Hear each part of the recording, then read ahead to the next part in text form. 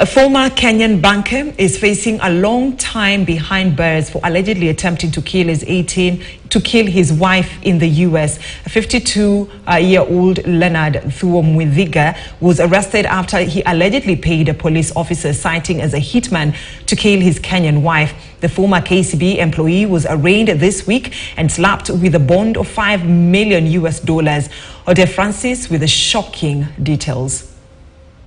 At the Danielson Superior Court, where Leonard Thuomwithiga was arraigned on charges of conspiracy to commit murder, attempt to commit murder with special circumstances, and attempt to commit intimidation of a witness.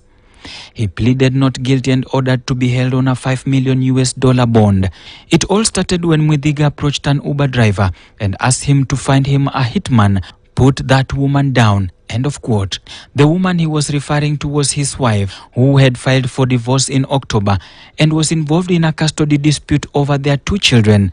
The wife was also a key witness in a civil case against Mwithiga in another case in Kenya. The Uber driver, who was alarmed by Mwithiga's request, contacted the police and agreed to cooperate with them.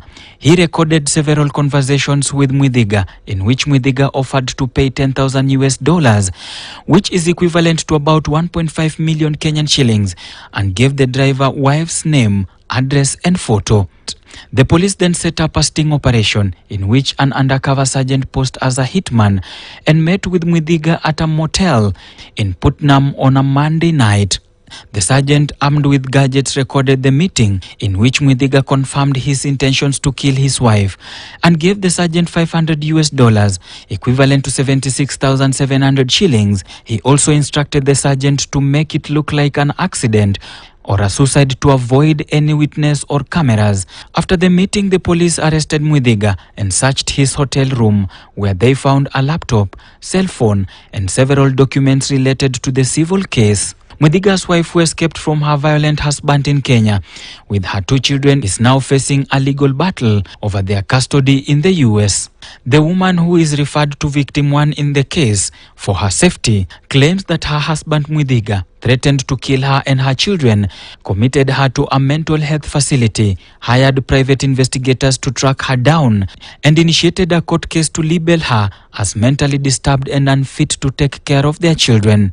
In her statement, she says she fled from Kenya on September 20th, 2022, after enduring years of verbal and physical abuse from Mwithiga, who also owns a company in the US. She said that she feared for her life after Mwithiga threatened her with a knife and filed a police report to prevent her from leaving the country. His next court date is scheduled for January 15th, 2024. And that story by